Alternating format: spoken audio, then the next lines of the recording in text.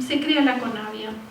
La CONAVIA es la Comisión Nacional Asesora en Biotecnología Agropecuaria, ¿sí? Es una comisión que se crea en el 91 para poder evaluar los eventos transgénicos, productos de la biotecnología vegetal, que se estaban empezando a desarrollar en todo el mundo y también en Argentina, ¿sí? La sucesión de la actividad de la CONAVIA nunca tuvo ninguna interrupción, ¿sí? Siempre funcionó, y en el 2014 la FAO, acá está Casa Miquela recibiendo el premio, la FAO consideró a la CONAVIA como centro de referencia en bioseguridad internacional, ¿sí? Lo que para mí es un orgullo, porque quiere decir que estábamos trabajando bien. La CONAVIA tiene representantes de todas las instituciones científicas. Yo represento al INTA en la CONAVIA, y para mí es un orgullo decir esto, porque bueno, quiere decir que es un reconocimiento que nos pone a nivel mundial en un lugar importante. ¿Cómo se regula? ¿Sí? Porque así como en las charlas anteriores hablaban sobre la regulación también de la actividad nuclear, obviamente la biotecnología también tiene su regulación y es muy estricta, ¿sí? Entonces la CONAVIA justamente lo que hace es evaluar la bioseguridad agroecológica de todos los productos biotecnológicos, ¿sí? Tanto nacionales como extranjeros. El SENASA evalúa la inocuidad alimentaria, ¿sí? Es decir, el producto si puede servir para la alimentación animal y humana. Pero también hay una tercera instancia de evaluación, que es la dirección de mercado, ¿sí? Es decir, si en nuestro país se aprueba un evento transgénico, se tiene que evaluar si a nivel de exportación no va a estar afectando a alguno de los mercados. Por eso es que también está esta instancia. Cada una de las instancias es independiente, y cada una de las instancias tiene que producir un documento de decisión en donde dice, bueno, no se observan inconvenientes en la aprobación de este evento, pero tiene que darse en los 3 lugares, no importa en qué orden, en los 3 lugares. Una vez que están esos documentos de decisión, la autoridad de aplicación, es decir, el que firma el permiso de producción y comercialización del evento, está dentro de la actual Secretaría de Estado de Agroindustria. Actualmente es la Secretaría de Alimentos y Bioeconomía. Antes era el Secretario de Agricultura. Bueno, ¿cuántos eventos tenemos aprobados en Argentina? Hablo de eventos por producto biotecnológico individual, ¿sí? Un maíz con un gen de resistencia a sequía es un evento. Un maíz con resistencia a insectos es otro evento. Una soja con resistencia a herbicidas es un evento, pero si tiene resistencia a sequía es otro evento, ¿sí? Cada característica le confiere una identidad particular. ¿Cuántos de estos tenemos? En Argentina hasta ahora hay 55 aprobados. El primero fue la soja con resistencia al glifosato en 1996, y luego fue sucediéndose las aprobaciones. Hasta en el 2019 hay 2. ¿Qué pasa con estas aprobaciones? ¿De quiénes son? ¿Sí? Antes hablamos que hay desarrollos nacionales, pero ¿qué pasa? Las aprobaciones, 50 de las 54 son empresas multinacionales, ¿sí? Hay 3 aprobaciones que son desarrollos extranjeros, pero que fueron tomados por empresas locales para hacer el proceso regulatorio, ¿sí? Para hacer los ensayos y todo eso regular. Y desarrollos locales, 2. ¿Cuáles son estos 2?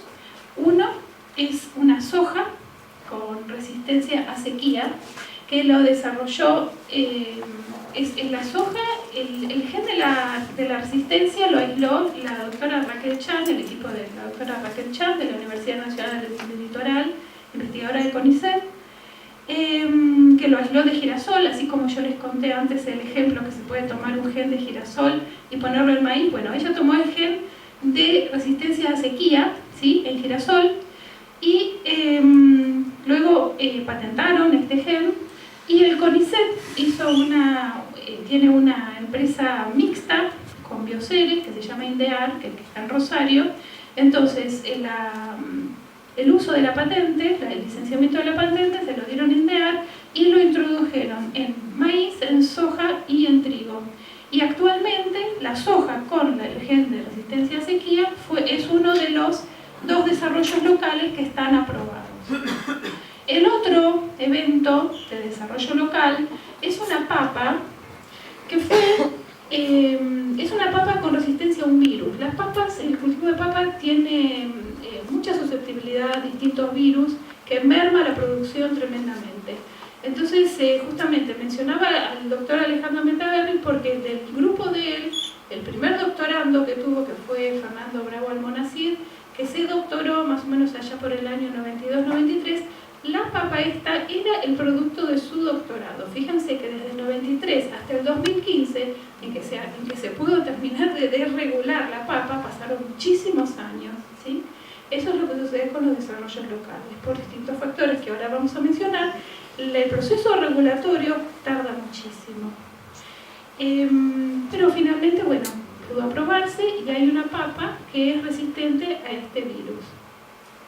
Este desarrollo, que fue desarrollado justamente en CONICET, porque era un investigador de CONICET, también hicieron un convenio con una empresa que se llama Tecnoplant, que después formó parte de la empresa Sidus Tecnoplant, para que invierta lo necesario para hacer finalmente las últimas etapas los ensayos regulatorios.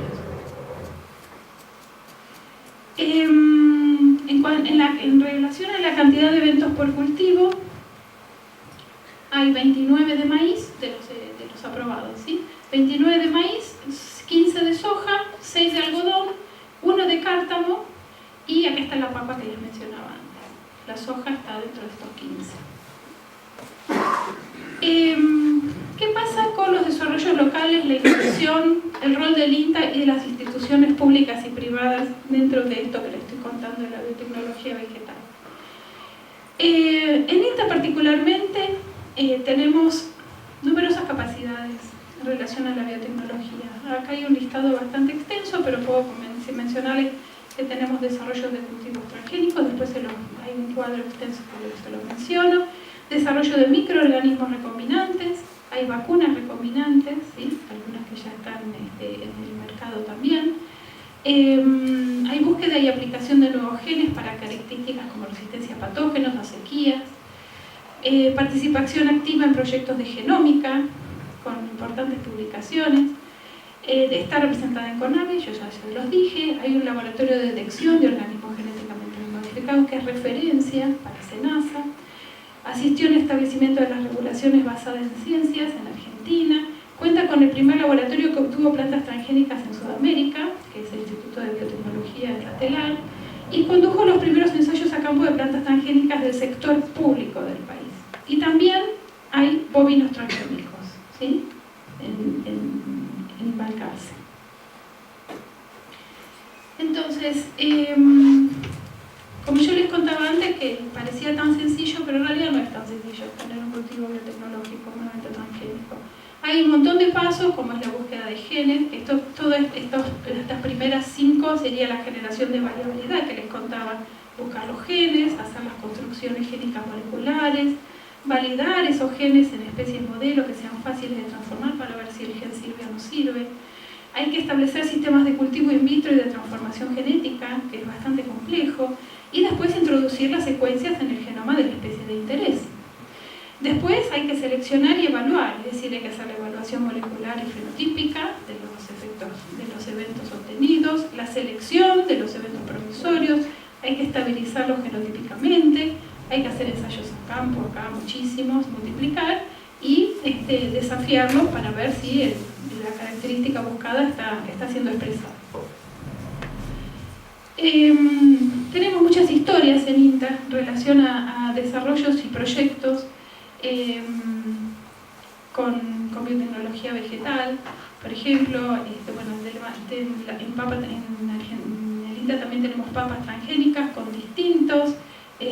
para distintos tipos de virus y para bacterias. Hubo un proyecto de alfalfa para resistencia a insectos que después de generar un convenio con Monsanto El convenio era con otra empresa y cuando lo compró Monsanto decidió que no era interés y tuvieron que quemar todas las plantas.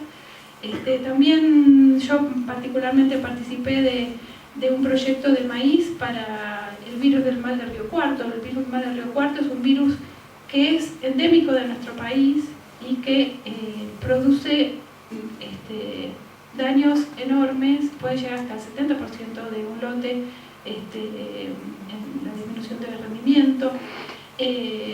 Acá, bueno, tuvimos la experiencia de nosotros hacemos transformación genética de maíz en nuestro laboratorio y en otro laboratorio, otro grupo que trabaja en los virus habían determinado cuáles eran los genes que había que introducir en el maíz para producir las plantas resistentes a virus y cuál era la estrategia que había que hacer. Con todo eso, en el año 2002 se firma un convenio con Bioceres. El INTA firmó un convenio con Bioceres y para obtener las plantas, o sea, Bioceres iba a financiar la obtención de las plantas y la regulación. Bueno, las plantas las obtuvimos y hicimos 4 ensayos de evaluación a campo con resultados muy promisorios. Y cuando estábamos transcurriendo el 5.º año de convenio, la empresa decide que no le interesa más. Entonces, bueno, eso es lo que sucede cuando no se tienen recursos propios y hay que depender de convenios y de empresas privadas para poder desarrollar algo y llegar al mercado. Por eso lo que dicen que hay que hacer innovación y hay que recurrir a empresas privadas, sí, en algunos casos sí y en algunos no. Hay que ver cuáles, ¿sí? Y con qué condiciones. ¿Sí? En este caso, ya digamos, estamos en 2019, ya hubiéramos podido desregular y podido tener cultivos a campo resistentes al virus del Río Cuarto. Bueno, no los tenemos. Lo siguiente se los cuento en las próximas diapositivas. Brevemente, y acá no los quiero aburrir por cuestiones técnicas, pero nada más para que sepan que para poder sacar el gen de un cultivo y poder adaptarlo para que se exprese bien en otro, tenemos que armar una construcción genética, ¿sí? Esta es la secuencia genética codificante de interés. Necesita un promotor molecular, que es una secuencia que le dice a la célula, bueno, a partir de acá tenés que expresarte, y un terminador, ¿sí? Esto se arma en los laboratorios, nosotros lo armamos, construimos las construcciones genéticas adecuadas para introducirlas dentro de las células vegetales. Como les decía antes, hay que validar la expresión de estas construcciones en especies modelo. Especies modelo son especies chiquititas que se pueden cultivar en cámaras de cría, que tienen un ciclo rápido y se ve fácilmente el fenotipo, ¿sí? Arabidopsis, o Nicotiana bentamiana, Brachypodium, Setaria, son especies de ese tipo. Además de tener la construcción genética y poder transferirla de una manera adecuada, también hay que hacer la selección de las células que obtuvieron esa construcción genética, poder seleccionarlas de aquellas que no la tienen la construcción genética y poder avanzar con esas líneas celulares. Y después hay que regenerar plantas, ¿sí? De esas células que pudieron transformar, yo tengo que de una célula avanzar hacia una planta entera. Cuando puedo hacer todo esto es cuando la intersección de estos 3 diagramas se obtiene una planta transgénica. Por ejemplo, en el cultivo de maíz, esto es lo que hacemos nosotros. Obtenemos embriones inmaduros de espigas de maíz, que son estos, tienen 1,2 milímetros. Los cultivamos en un medio de cultivo, tenemos callos, que son tejidos indiferenciados. Estos callos los bombardeamos con el ADN en un aparato que se llama cañón génico, que justamente lo que hace es bombardear el ADN con partículas metálicas sobre las células vegetales. Luego las seleccionamos, en un medio selectivo solamente van a crecer estas espumitas que hay acá, son los callos que justamente son transgénicos y que avanzan en un medio selectivo para poder tener después una planta transgénica entera. Después se pasa por un proceso de embriogénesis, se obtienen embriones somáticos, se obtienen plántulas que provienen de esos embriones somáticos y esas plántulas después se sacan de los frascos y se llevan a maceta y se obtienen plantas enteras transgénicas, ¿sí? En invernadero. Después se hacen las pruebas moleculares para ver si el gen está, si no está, cuántas copias tiene, todo eso se determina en el laboratorio.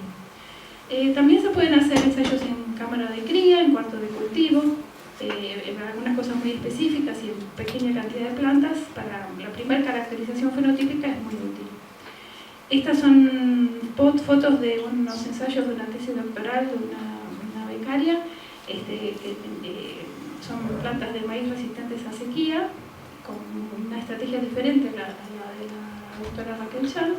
Y bueno, son los ensayos de estas plantas. Acá están las hojitas, estas son las transgénicas que no tuvieron síntomas de sequía, y acá son los controles que sí, en el periodo de sequía, mostraron síntomas. En alfalfa también tenemos algunos ensayos. Hay un grupo importante que trabaja en transgénesis en alfalfa. Acá solamente les traje el ejemplo de la tolerancia a salinidad. Estas son plantas de alfalfa transgénicas y estas son controles, y todas están sometidas a 300 milimolar de cloruro de sodio. Fíjense que las transgénicas pueden sobrevivir y las otras se mueren. Estos son ensayos en invernáculo bioseguro de trigo, ¿sí? De trigo también resistente a sequía, también con otra estrategia diferente a la de la doctora Raquel Chan. Estas son microparcelas. Este es el ensayo experimental, diseño experimental, microparcelas de 1 metro cúbico, en donde se simula el perfil de suelo. Es mejor que una meseta, pero no tan bueno como el ensayo a campo. Pero es una buena aproximación para saber cómo es el comportamiento. En esas microparcelas podemos medir algunas cuestiones fisiológicas que a campo es muy difícil por el tema del traslado del equipamiento, ¿sí? Medición del intercambio gaseoso, de la determinación de contenido de clorofila, la tasa de fotosintética, todos parámetros que hacen a este carácter en particular, que es la resistencia a sequía. Y acá están los ensayos a campo. En trigo sí, este año si tenemos el presupuesto, no sabemos todavía de dónde vamos a sacar la plata, para ir hasta Bordenave a sembrar. Pero bueno, acá, esto no es Bordenave, están las montañas, no les voy a imaginar. Esto es San Juan. Hicimos ensayos de sequía en San Juan, donde no llueve nunca. Está buenísimo para hacer ensayos de sequía, porque uno riega, pone el sistema de riego y le manda el riego en el momento y la cantidad que quiere. Y esto sí es en Bordenave. Acá está otra foto de Bordenave. Esta es una cosechadora experimental. Acá se ven las parcelitas del trigo transgénico. Y esto es ensayos a campo de alfalfa. Son pequeñas parcelas también, fueron las primeras que hicieron hace unos 3 años. Después ya no hicieron más. Y estos son las plantas de maíz ya salidas del invernáculo en una parcela del Instituto de Genética. Bueno, y ahora les voy a contar una historia que también es interesante, pero ustedes también, sobre el cultivo de algodón. En el año 2009 se firmó un convenio entre el INTA y 4 de las provincias productoras de algodón, ¿sí? Es re feo, ¿sí? Porque se llama, este es el picudo del algodonero. Es un coleóptero que es la principal plaga actual del cultivo del algodón. El cultivo del algodón tiene plagas como lepidópteros, a gusanos, ¿sí? Para los amigos. Pero este coleóptero es muy difícil de controlar. Actualmente se hacen muchas pulverizaciones con insecticidas para controlar el insecto. Se hizo un convenio entre el INTA y las provincias para generar conocimientos y tecnologías para el control del picudo del algodonero. Este convenio era abordando de muy diferentes aproximaciones el control del picudo. Por ejemplo, produciendo un hongo entomopatógeno, un formulado con hongo entomopatógeno para poder controlar el picudo. Produciendo trampas nacionales, porque todas las trampas que se utilizaban hasta ahora eran importadas y carísimas. Entonces, produciendo trampas de origen nacional con cebos de origen nacional para controlar el picudo. Bueno, y entre otras aproximaciones, la que nos tocó a nosotros en el laboratorio era desarrollar plantas transgénicas con genes de resistencia a picudo, ¿sí? Entonces, un grupo, que no es de mi instituto, es de otro instituto, pero trabajamos en colaboración, hizo un estudio sobre qué genes vitales del picudo se necesitarían intervenir para que el metabolismo del picudo se vea afectado, ¿sí? Obviamente que sean del picudo, pero que no sean ni de humanos ni animales, o sea, algo bien específico, ¿sí? Entonces, ellos hicieron la transcriptómica de todos los genes del intestino del picudo y se fijaron cuáles eran los que tenían más actividad. Entonces, con esos genes de mayor actividad, y los aislaron, ¿sí? Y hicieron construcciones genéticas y nosotros en nuestro laboratorio tuvimos que poner a punto el sistema de transformación genética del algodón, que no estaba puesto a punto en ningún lugar del país, ¿sí? Hay algodón transgénico, sí, pero lo hicieron en Estados Unidos los de Monsanto, pero nosotros no teníamos. Entonces, bueno, transformar algodón es muy complicado, muy complicado. Tuvimos varios años ajustando protocolos, y acá esto es nuestro cuarto cultivo de algodón, y finalmente el año pasado comenzamos a tener plantas transgénicas, ya con el gen de interés, ¿sí? Entonces tenemos, esta es la secuencia, estas son callitos que tienen embrioncitos, acá son los embriones desarrollándose, acá son las plantulitas provenientes de esos embriones, acá ya pasadas a macetas chiquitas, acá creciendo un poco más, y después lo llevamos al invernáculo de bioseguridad. Actualmente ya tenemos plantas, muchas plantas transgénicas con los genes de interés que están floreciendo, estamos esperando la generación siguiente. Esto es un desarrollo con todos fondos públicos. Esto lo quiero subrayar, porque este convenio se basa en el uso de fondos de una ley que se llama Ley de Promoción del Algodón, que es la 26.060. Es una ley que venía ya de antes, del 2009, y que lo que hace es disponer fondos desde el Ministerio de Agricultura a las provincias productoras de algodón según la cantidad de superficie que hayan sembrado ese año, ¿sí? Cada año varía, ¿no? Pero como las principales provincias son Santa Fe, Santiago del Estero, Chaco y Formosa, son las que se involucraron en el convenio y que de esos fondos, que actualmente son 150 millones por año, una parte, mucho más chiquitita que los 150, digamos uno, nos lo dan al INTA para desarrollar todos estos módulos de aproximación para el control del picudo, ¿sí? Y acá hay una parte de la historia que también les quiero contar.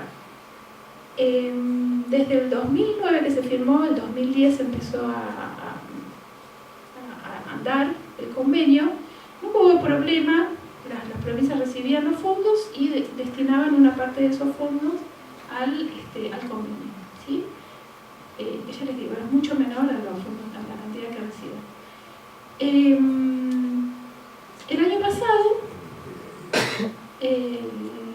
las autoridades de la Secretaría de Agroindustria observaron, leyendo entre líneas en la ley de la promoción del algodón, que esos fondos no se pueden utilizar para desarrollos técnicos, científicos, biotecnológicos, lo que sea, no se puede usar para desarrollar cosas, sino para, no sé, para otras cosas.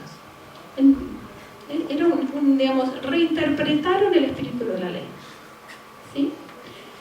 Nosotros, como teníamos, ya estábamos muy avanzadas con el desarrollo de estas tecnologías, y las provincias no dejaron del todo de aportarnos los fondos, ¿sí? Repito que no son fondos de INTA, son fondos de las provincias. El INTA lo que pone son los profesionales que trabajan en esto. Pudimos seguir trabajando, obviamente a un ritmo menor. Bueno, y ahora se está negociando a ver si las provincias van a discutir esto en el Congreso para que se reevalúe el espíritu de la ley, o de dónde van a sacar las provincias los fondos para poder avanzar con esto. Aparte que ya tenemos un montón de productos. El formulado de organocompostos patógenos ya está. Están haciendo los ensayos de SENASA para que puedan aprobarlo. La trampa prácticamente ya está. Hay plantas en la estación experimental de Sáenz Peña, en el grupo de mejoramiento genético vegetal convencional, ya están por inscribir 3 variedades de algodón una mejora sustancial en relación al ciclo del picudo. Y nosotros estamos con estas plantas, obviamente nos falta, porque hay que evaluarlas, pero bueno, tenemos muchos avances. Bueno, esto es algo que yo quiero comentar porque es lo que sucede cuando uno, primero, cuando se tienen fondos que no dependen de privados. Pero aún así, fíjense la intervención que puede haber en la disponibilidad o no de fondos cuando se quieren poner trabas. Bueno, acá está, sigo con la historia de estas son las plantas en el invernáculo que están floreciendo. Actualmente esta foto es medio vieja, ya tenemos muchas más. Y los ensayos moleculares con las determinaciones de que están los genes, las secuencias. Bueno, no sé cuánto tiempo me queda. 10 minutos. Bueno, vamos rápido. Bueno, este listado, que quedó un poco chica la letra, es el listado de todos los desarrollos. Todos no, creo que no es exhaustiva la lista, hay muchos más, pero estos son los que yo puedo contarles porque conozco. De todos estos desarrollos, los que tienen una etiquetita roja son los que se desarrollan en INTA, ¿sí? Tenemos papas, trigo, alfalfa, naranjo, maíz, algodón, durazno, tomate, lechuga, girasol, vid, festuca, ¿sí? Y con distintas características, ¿sí? Todos estos son de INTA. Les voy a mostrar cuáles son los dos que están aprobados. El virus de la pava PBI que les conté antes ya pasó por el invernáculo, ya pasó por los ensayos a campos y ya tuvo dictamen de Conavia y SENASA y Dirección de Mercados y está aprobado. Lo mismo con la soja de INDEAR, ¿sí? Todos los otros tienen distinto grado de desarrollo, obviamente porque no empezaron al mismo tiempo y tampoco tienen el mismo grado de dificultad, ¿sí? Nuestro algodón anda por aquí. Bueno, pero esto es para que vean que hay un montón de desarrollos propios que todavía no están en el mercado por el tema regulatorio. Entonces, acá vienen las preguntas. ¿Cómo hacemos? ¿Puede un desarrollo local público conseguir la desregulación de un evento en su país? ¿Puede ser aceptado y adoptado por los productores locales? ¿Sí? Como los otros eventos que actualmente son adoptados. ¿Podrían estos eventos lograr la desregulación en otros países? Tenemos un ejemplo que es el de Brasil. En Brasil, así como nosotros tenemos nuestros desarrollos, ellos tienen los suyos. Y en Brasil desarrollaron un poroto con resistencia a un virus y los desregularon, ¿sí? Todo en Embrapa, todo con capacidades de Embrapa. Quiere decir que si Embrapa lo pudo hacer, ¿por qué nosotros no lo vamos a poder hacer? Hay varios por qué. Para empezar, ¿cuánto es el costo de la desregulación? Supongamos que el costo de un desarrollo, digamos, poniendo el valor de lo que era un PICT antes, ahora ya no, $100.000, suponete que en 3 años desarrollás un evento de laboratorio y lo llevaste al invernáculo, hasta ahí, ¿no? Por los tiempos. Pero ¿cuánto cuesta desregularlo? 10 a 100 veces lo que cuesta el desarrollo, ¿sí? Muchísima plata. ¿Por qué? ¿Por qué? Bueno, porque los ensayos son caros y son exhaustivos. Ahora, estas cuentas, acá hay unas cuentas de una publicación, me dice cuánto, consultando entre 5 y 6 empresas, cuánto cuesta desregular el evento. Acá dice $136 millones, pero las empresas incluyen, por ejemplo, en la cuenta, cuál es todo el gene discovery, ¿sí? O sea, desde que empezaron a probar el gen girasol y lo clonaron, todo eso también lo incluyen. Y también incluyen toda la regulación en todos los países donde los aprueban, porque cuando una empresa privada presenta un evento, supongamos acá en Argentina, al mismo tiempo lo está presentando en Europa, en algunos países de África, en China, en Estados Unidos, en Japón, en un montón de países, ¿sí? Porque es para que después el comercio internacional no se vea afectado para ese evento. ¿Dónde están las limitaciones? Nosotros hicimos, yo pertenezco a una asociación que se llama Red Bio, que es la Red Nacional de Laboratorios de Biotecnología Vegetal, y bueno, todos los desarrolladores, los que trabajamos en investigación en lugares públicos, tenemos estas preocupaciones y hicimos unos documentos en unos talleres en 2014, en donde las principales limitaciones estaban, primero, las políticas públicas. Las políticas públicas, ¿en qué estamos diciendo? Que hay poco apoyo a los desarrollos locales, ¿sí? Ahora es inexistente, pero antes había limitaciones importantes. El proceso de regulatorio en sí mismo. Los desarrolladores no saben muy bien qué hacer cuando tienen un desarrollo. ¿Por dónde empezar la parte regulatoria? ¿Dónde tiene que empezar un ensayo? ¿Dónde tiene que terminar? ¿Con quién tiene que hablar? Donde están bastante desorientados. Por otra parte, las autoridades